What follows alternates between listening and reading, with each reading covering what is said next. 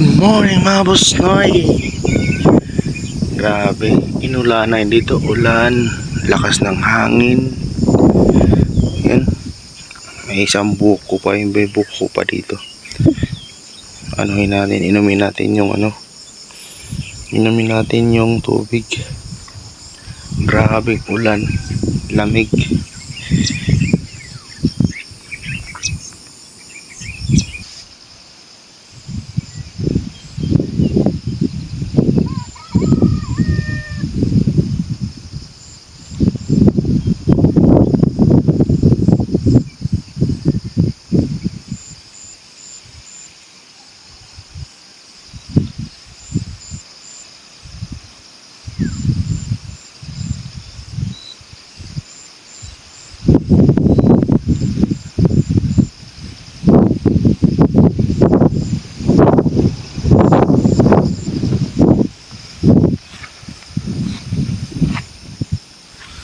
Yan mga boss noy, itong property na to, 4 na hektarya, 4 hectares, bibinta na to mga boss noy, kasama ang bahay na yan.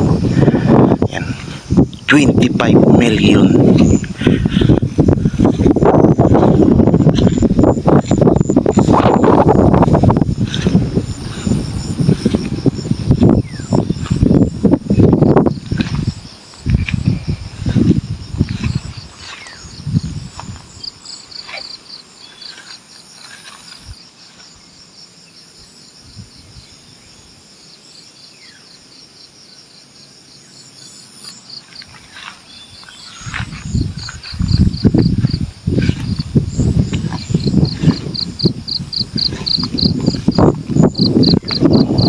Pilya. Ito ditong camping area. Pwede mag-camping dito kasi yung may-ari, mga kaibigan yan. Dito sila kapag umaakyat dito.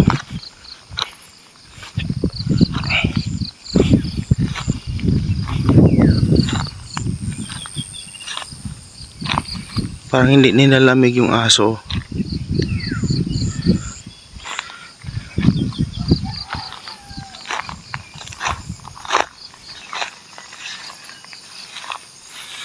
Nagpa-fog mga boss noy. Yan, pami yan ang papag dyan. Yan, pami. Dito naman, Santa Maria. Boss noy, gising na si bro kasi ako. Tsaka naghanap ako ng pangtaga ng buko. Wala akong nahanap. Yan, wala yung pangtaga dito. Ang lamig, panay ulan mga boss noy. Yun mga boss noy, yung naglalambing sa aking pusa kagabi. Umuwi na. Hanggang hanap na naman yung ibang area na makainan.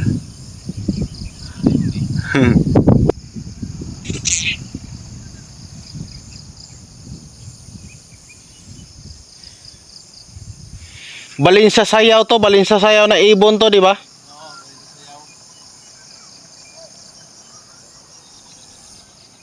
Mga boss, nakainom na ako ng buko. Pero sa Manila mainit. Dito panay ulan mga boss niyo. Grabe. Kalukuhan namin yung kabila, kabila. Kaliwang kanan kamay ko. Sakit hanggang ngayon. Pastilan. Yan. Sa tingin ko mamaya, hindi tayo makadaan ng Marilaki. Balik na lang talaga tayo kung saan tayo dumadaan. Kasi mahirapan tayo. Di pa natin kabisado. Di ba? Madulas din. Mamaya mga tanghali, mga boss noy, baka biyahe na kami. Talaga napakaganda talaga na nilipat na namin kahapon kaysa mag-upo-upo kami. Hindi naman nandun na sa babaw yung motor namin, wala na dito sa mga putikan at saka ang nakahirap lang doon yung mga bato kasi gumaganon kasi yung gulong Mga boss noy, lumakas na ng ulan.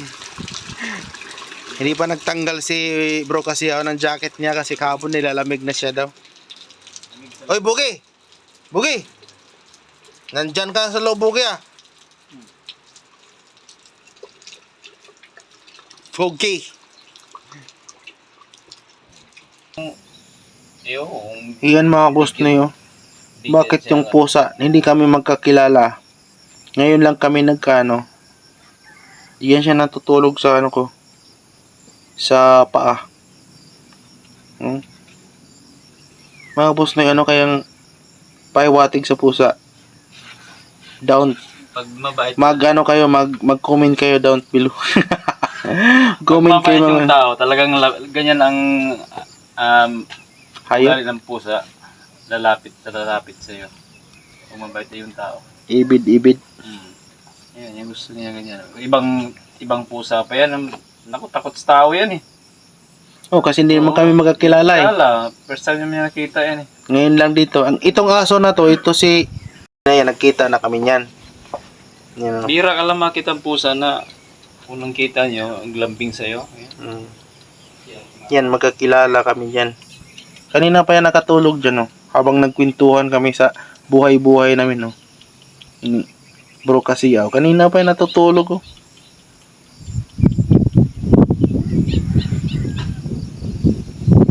Busog na rin to eh, kasi kumakain to ng mga chichirya eh. Habang umano sa kagabi, nagkwentuhan, kumakain to ng chichirya. Kagabi lang kami din nag kasalubong. Kasi yung amo nito, yung nag-alaga nito, wala na. Inatake. Sa kabilang bahay dyan, may magandang bahay din dyan. Bakasyonanan. Kaya ito paggalagala na lang to. Naghahanap ng pagkain. Kung saan makakain. Tapos, kagabi kinakalabit ako. Ang hingi pala ng pagkain. Pabugso-bugso yung hangin mga boss na eh. Tapos ganon din yung ulan, pabugso-bugso. Lakas. Malakas talaga rin kasi nasa tuktok kami. Nasa kabundukan eh. Masarap. Kaso lang, yung maputik. Tapos, yun, nakapagpa-relax sa sarili. Kaso lang sa kalukuhan namin kahapon, pinasok namin yung motor. Sumakit yung braso. Yan, mamaya pauwi na kami. Ingay mga aso, may dumaan palang kabayo.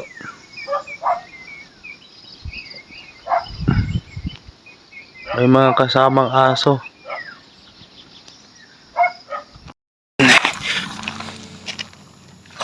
Bago kami biyahe, mag-almusal daw.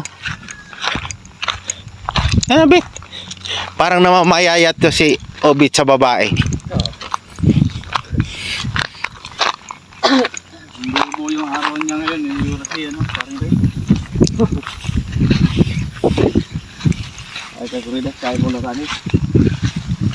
Kain na bala? Kain na bala? Nanay? Ikaw kain ka anay? Nanay. Oo. Aga. Kahapon ba naghakot eh? Naubos.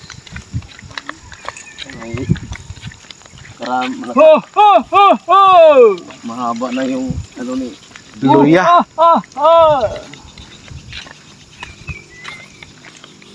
Kung wala si Kakorida sa Maynila, dito yun. Kapag dito na mayroon ng bahay. Maggawa daw sa mansyon. Pangalawang pamilya dito. Oo. Baka pangatlo na. Pangatlo. Pastilan. Talaga. Yung doon.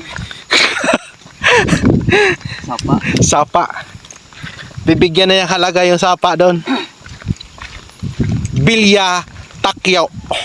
Memorable yung sapa. Takya pala, takya. Yung sapa na yung memorable. Takya. Talaga. Siyempre.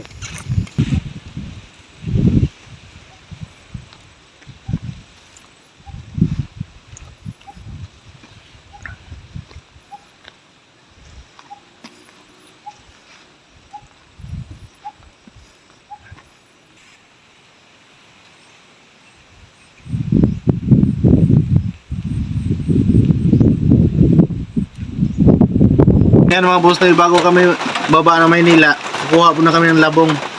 Yan, nakabuta na kami. Ayan, ready na. Kapag madulas ang puwet, yun lang masakit.